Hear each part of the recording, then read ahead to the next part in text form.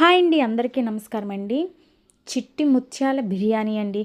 ఎలా వచ్చిందంటే taste, aroma అబ్బబ్బబ్బబ్బా అన్నట్టే వచ్చింది. బాహుబలి 1, బాహుబలి 2 ఎలాగో పార్ట్ 1, పార్ట్ 2 కూడా చిట్టి ముత్యాల రైస్ని అయితే నేను అలాగే తీసానండి.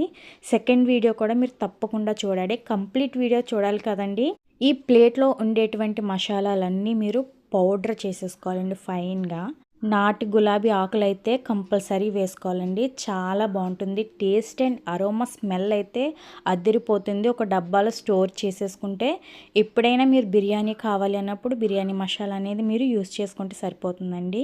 ఇవి చిట్టి ముత్యాల రైసు సూపర్ మార్కెట్లో అయితే అవైలబుల్గా ఉంటాయండి. ఇలా చిట్టి ముత్యాల రైస్ని ఒక గిన్నె కొలతతో తీసుకున్నాను. ఇవి ఒక గంట సేపు నాననివ్వాలండి. గంట సేపు నాననిస్తేనే మనకి బిర్యానీ అనేది కరెక్ట్గా వస్తుంది. 1 టైం అయితే వాష్ చేసేసుకుని ఈ గంజిలా కనిపిస్తుంది చూడండి. ఈ గంజి వాటర్తోనే మనం బిర్యానీ అనేది వండుకోవాలి. ఇది నాటుకోడి చికెను. బిర్యానీ మసాలాలన్నీ వేసేసుకొని ఒక 5 విజిల్స్ అయితే వేసేసుకోండి. చికెన్లో ఉండేటువంటి వాటర్ కూడా పడేయకూడదు. చికెన్లో ఉండేటువంటి వాటర్ కూడా మనం బిర్యానీలో యూస్ చేయాలండి. ఇలా ఒక వెడల్పాంటి బాండి ఒకటి తీసేసుకుని నెయ్యి నూనె వేసుకుని కాస్త హీట్ అయిన తర్వాత ఈ సీజన్లో మనకి చాలా రేర్గా దొరుకుతాయండి చిన్న ఉల్లిపాయలు. ఈ చిన్న ఉల్లిపాయల ద్వారానే మనకి చిట్టి ముత్యాల రైస్ అనేది బాగుంటుంది. అండ్ ఇది ఆల్మోస్ట్ ఏ టేస్ట్లో వచ్చిందంటే ధర్మవరం బిర్యానీ ఎవరైనా టేస్ట్ చేశారా? ధర్మవరం బిర్యానీలో అయితే వచ్చింది. అక్కడ దంపుడు బియ్యం యూస్ చేస్తారు.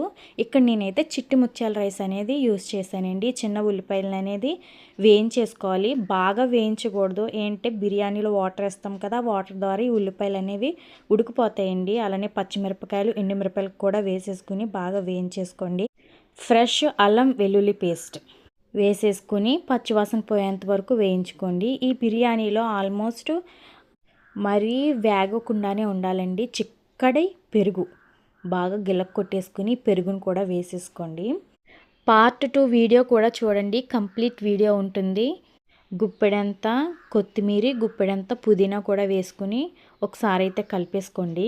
మా వదిన ఉంటుందండి, ఫోన్ చేసి నీ ఛానల్లో చిట్టి ముత్యాల రైస్ లేదు పెట్టు, నేను వండాను, చాలా అంటే చాలా బాగా వచ్చింది, నువ్వు ఒకసారి ట్రై చేయి అన్నది.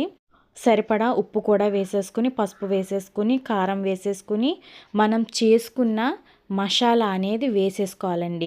ఇప్పుడు మసాలా ఏంటంటే క్వాంటిటీ ప్రకారం చేసుకుంటే మనకి అరోమా అనేది బాగా వస్తుంది.